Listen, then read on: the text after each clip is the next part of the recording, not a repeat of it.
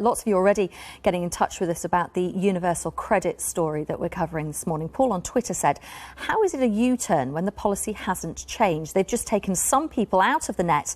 The only way to fix universal credit is to scrap it completely. Another text here, an anonymous text, says, I agree with the 2-child cap on benefits.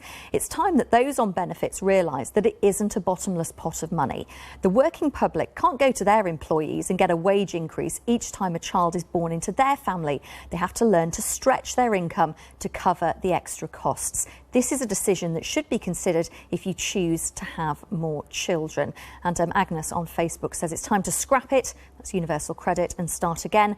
People are being driven to despair trying to navigate the Department of Work and Pensions website.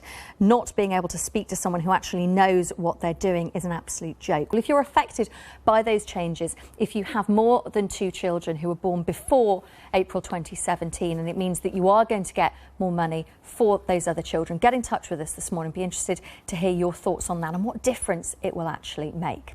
Well, in the next few minutes, the Work and Pensions Secretary Amber Rudd is going to announce major changes to universal credit. You'll remember it's where 6 benefits for working age people are merged into a single payment. Well, there's been this U-turn on a decision to make the 2-child benefit cap retrospective. So all children born before April 2017, when the welfare cap was announced, are going to be supported by universal credit instead of only the first 2 children in a family. Now, the government says this is going to help around 15,000 families a year. And instead of all claimants on the old system being moved on to universal credit, there will be a 12-month pilot scheme where just 10,000 people will move. Only after this will MPs be asked to vote on moving all 3 million people who claim the relevant benefits will move across to universal credit. But the government's still facing pressure to reduce the 5 weeks that new claimants have to wait before they receive any money at all, something which thousands of families say has plunged them into poverty.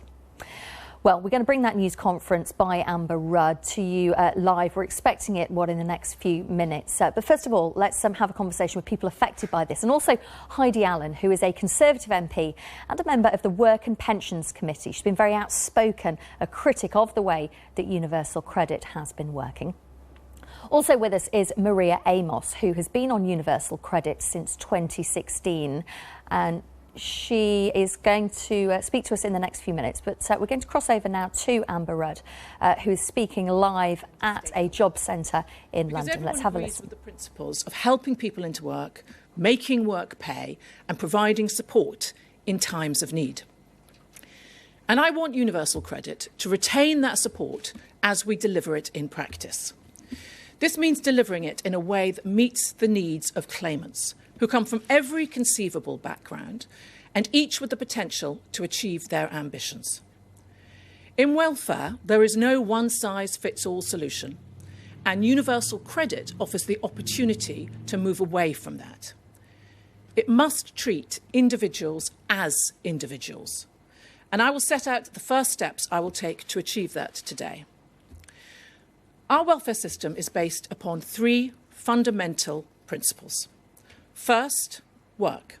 Those who can, should, and those who cannot should be protected from poverty. Second, work should always pay.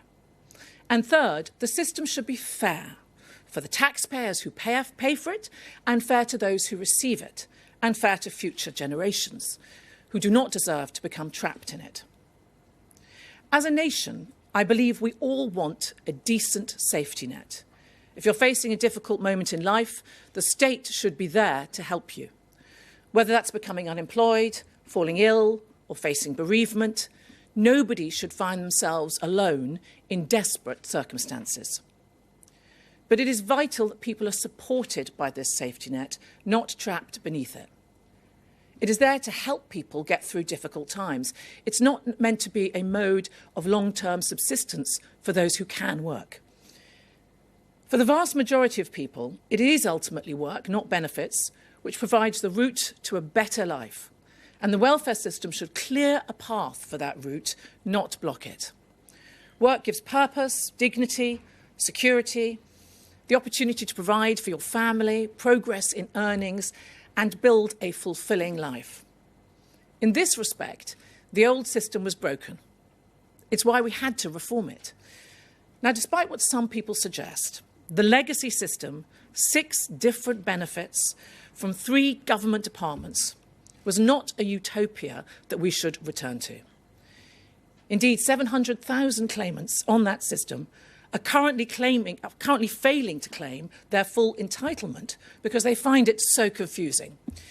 These people, some of the most vulnerable in society, are failing to receive, on average, £285 a month. Under the old regime, claimants who moved off benefits into full-time work lost welfare payments almost immediately, which resulted in effective tax rates of up to 90% on their income. As an MP, I frequently met people who wanted to earn more but were too scared to take on extra hours, knowing they'd have so little to gain. Now, we're going to keep an ear across the Work and Pensions Secretary, Amber Rudd, who's speaking at a job centre in London, making that announcement about universal credit. Any new announcements that she makes, we will bring to you here. But in the meantime, I want to introduce you to our guests who are with us. I was saying just before we crossed to speak to Amber Rudd, Maria Amos is with us. She has been on universal credit since 2016 and has recently been having panic attacks because she's been told she needs to manage that online. She doesn't have access to a computer. And is very concerned about that. We'll speak to her in a moment. Also with us is Emily Dorman-O'Gowan. She is a single mum who went on to universal credit after losing her job following a car crash in June 2017. Emily, I want to begin by speaking with you, if I may. Tell me what your experience has been like going on to universal credit. Hi, Chloe. It's been absolutely terrifying. I'd like to pick up on something that Amber Rudd just mentioned, which was the protection from poverty for those who cannot work. That is exactly what is happening to those of us in a similar situation to myself. We are being thrown into poverty. From the moment that I went onto universal credit, I went into arrears on my rent, which is with a social housing group. It's affordable housing. I had a notice for repossession over my head for about 8 months of last year as a result. I had huge council tax arrears due to valuation office delaying my valuation by 2 years, and I was taken to court by the county council for that because I was unable to pay it on universal credit. The idea that the universal credit is stopping people from falling under the system is an absolute joke. Again, that was something that Amber Rudd just highlighted. She said we don't want people trapped. I'm trapped. There's just no question about it. And again, what she just said about the idea of people being effectively taxed up to 90% of their salary when coming off benefits, it's still happening with universal credit. If you don't know what your earnings are going to be from month to month, you don't know what your universal credit is going to be from month to month. And anything over the £190-something threshold that you're allowed to earn, you are then deducted 63% of your universal credit against whatever you're earning. So that vicious cycle is continuing. Emily, as you're speaking, I can see that Maria is nodding away in Merseyside. Maria, have you had similar experiences? Yes, I have. Hello, Chloe. Yes, I have. When I first went on to universal credit, I've worked all my life since I was 16. And my last job was in Chester Zoo. And when I finished that, it was only for 10 months. When I finished that and had to go and sign back on, I was put on universal credit. I live on my own. I had nothing for 5 weeks. I was on such poor money anyway. I had no savings. And then I was told to have nothing for 5 weeks. At the end of 5 weeks, all I had was water in my tap. People don't believe that, but that's all I had. So I decided to end my life. I didn't. A friend saved me. And then after 5 weeks, and the first thing they'd done when they paid me was take my council tax out of it and deducted council tax. I couldn't understand it. I really couldn't. Maria, I want to put that point that you raised to Heidi Allen MP, who is with us, member of the Work and Pensions Select Committee. And I know that Heidi Allen, you have been very outspoken of the way universal credit has penalised people. But when you see this announcement from Amber Rudd today, she's talking about 15,000 families benefiting from getting payments if they have more than 2 children born before April 2017. But actually what Maria and Emily are talking about is it's still this 5-week wait before people are paid that is plunging people into poverty. If that was changed, that would help everybody, 3 million people on universal credit. Totally. You're completely preaching to the converted, and I feel like I'm beginning to sound a bit like a stuck record because I keep saying that too. I think there's another thing as well, actually, too. There are lots of tweaks that need making with the universal credit, but you're right, the 5-week wait is one of the big ones, and I think the other one is the benefit freeze, because you'll know that benefits have been frozen for 4 years. There's 1 more year to run, but in that, when we set that policy, inflation was very low. But since then, inflation's gone up, wage rises have gone up, pension. I mean, literally everybody in the UK, apart from people on working age benefits, have seen their incomes rise. So I think it's 2 things. But the 5-week wait, you're absolutely right. And I mentioned this, in fact, in the House of Commons at the beginning of the week on Monday. I've been suggesting to successive Secretaries of State, and I have spoken to Amber very recently about it as well, maybe not for everybody, because if it was me that lost my job and I just needed a couple of months to get myself sorted, I'd be fine because I have, some savings. But I think for people who literally have no financial resilience at all, the advance payments which government has made available, literally on day 1, if you're struggling, you can have an advance payment. But of course, that's a loan, which you then have to pay back over time. And all the, you can pay it back over a year, and that in theory sounds fine, but when it's being deducted from a pretty small amount anyway, it can be crippling for people. Absolutely, Heidi. As you're saying that, I can see that Maria's doing eyes heavenwards, and I can also see that Emily is shaking her head. Because, Emily, that's the problem, isn't it? That if you get that advance payment, it's effectively a loan which you still have to pay back. Yeah. This needs to be really strongly clarified, Chloe. The loan system, when you ring and ask for a loan, the person you speak to on the phone tells you what they think the maximum is that you are able to borrow. And they then set the timetable for the repayments. So, for example, I think borrowed about £130 from them initially, and I had to pay back £30 a month. So with all due respect to what Heidi's just said, the idea of being able to pay over the long term is a nonsense, okay? That is not the way it works. Kind of finish what I wanted to say, and you're only allowed to borrow what they think you can repay. So, that's it's a real grey area. So if I could, what I was going to come on to say, and I was sort of starting to allude to that, the amount that's taken away is from not a very generous starting pot, so it can be absolutely crippling for people. So what I've asked Amber to look at is that first advance payment that you get. I think that should be your first payment, not your loan, your first payment that isn't then clawed back. It isn't a loan. And then, if they've made a best guess as to what they think your monthly payment will be, if it's wrong, at the end of the first month, they can tweak it up or down, and then you're in the cycle then of the universal credit each month. And then at the end, let's say in 12, 18 months, you're back on your feet again and you can come off UC, take it back then, right at the very end, like your last payment. I suppose not quite the same, but a bit of an analogy is you've got a deposit and your rent, you don't get your deposit back rather than paying your last month's rent, that sort of thing. And I think if we were to take that loan repayment problem away, as you've just very eloquently described, I think that would transform UC for a lot of people. Because, Emily, this was a problem for you, wasn't it? It led to you having to go to and use food banks, didn't it?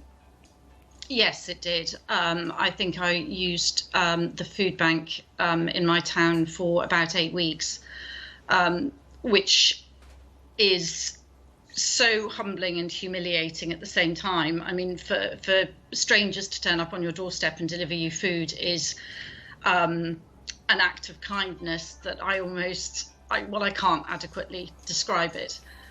But by the same token, you're then living on food which is full of things that are bad for you, and you're told that you shouldn't be eating, like sodium nitrite in packed meats and things Emily, like that. forgive me for jumping in, because I want to head back over to listen to Amber Rudd, the Work and Pension Secretary, because she is just talking at the moment about private landlords and renting. Let's have a listen. So they can request, where necessary, for their tenants' rent to be paid directly to them. And I'll consider what else we can do, because I'm determined to help people keep in their homes. I'm also looking at what more can be done to support those who find monthly payments too difficult to manage. We need to go back to first principles, reviewing how we identify claimants who might struggle to manage on monthly payments, and ensuring work coaches are moving them on to more frequent payments where necessary.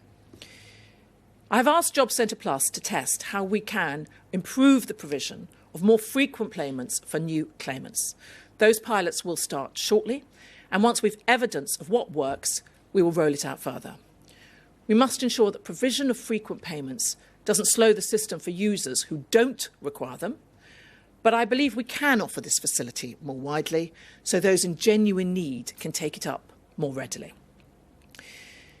Indeed, some of the most exciting results we've seen from Universal Credit have resulted from personalised and targeted support reaching the right people. This is particularly true for groups who have historically been left out of the labour market. Women can never be truly free until they have economic independence. So that is the Work and Pension Secretary, Amber Rudd, speaking live at a job centre in London. We're just trying to clarify there if she is saying that rent could be requested to be paid directly to private landlords, because this has been a huge issue. And Maria, I can see you nodding away, because under the previous benefits, rent would go directly to the landlord rather than to the claimant, whereas now the claimant receives all of the money. Would you find it easier if your rent was taken out first before the money came to you? Well, where I live now, my rent automatically goes to my housing association. Because you're in social housing, and they do that currently for social housing, but not I'm in private over 55s. Right, OK. But I also made sure that my rent went to them. If you give somebody a big amount of money, and people have issues, and you don't pay your rent, well, I don't ever want to be in that. So my rent automatically now, because I asked for it, to go straight there, you know? Do you think so that would my rent is paid now, so there's a worry off my head then, you know? Yeah, that makes it easier for you. Emily, do you think it would be beneficial if that rent was automatically taken out before it got to a claimant? This happened to me because of the notice of repossession that was hanging over me. Now, one of the first payments that I got from Universal Credit left me with less than £1,000 for a month, and I rang my social housing landlord and said to them, please can I pay you £400 instead of £520 this month, because that £120 would mean the world to me.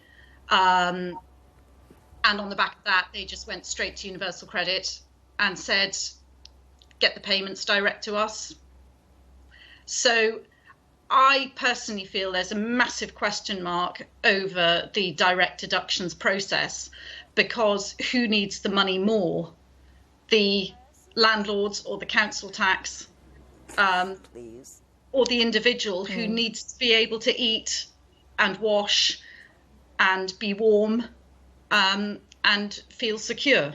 Well, Emily, I can clarify that Amber Rudd, the Work and Pension Secretary, has just said that private landlords will be able to request that rent goes directly to them, which has been something that I know many people have been asking for. Heidi Allen MP, thank you for joining us. Thank you also to Maria Amos and also to Emily Dorman-O'Gowan. If you're affected by that, if you are on Universal Credit and you're in private accommodation, would that help you if that money was taken out directly before it got to you? Get in touch with us. You can use the hashtag #VictoriaLive.